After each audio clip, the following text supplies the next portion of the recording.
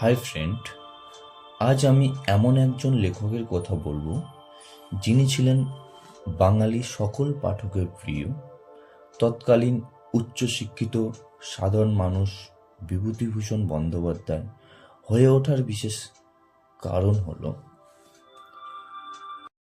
বিভূতিভূষণ বন্দ্যোপাধ্যায় যখন ভাগলপুর জেলায় এক জমিদারের অফিসে কাজ করতেন, তখন তাকে প্রায়শই বিহারের অরণ্য প্রধান অঞ্চলে ঘুরে বেড়াতে হতো।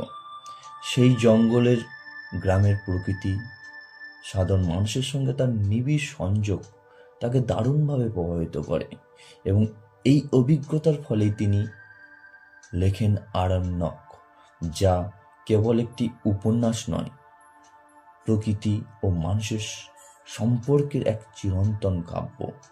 এই অভিজ্ঞতা তাকে প্রকৃতি প্রেমিক করে তোলে এবং তার সাহিত্যে এক গভীর মানবিকতা ও পরিবেশ বোধ ফুটে ওঠে, যা সকল মানুষের আজ প্রিয় লেখক হিসাবে আমাদের কাছে পরিচিত।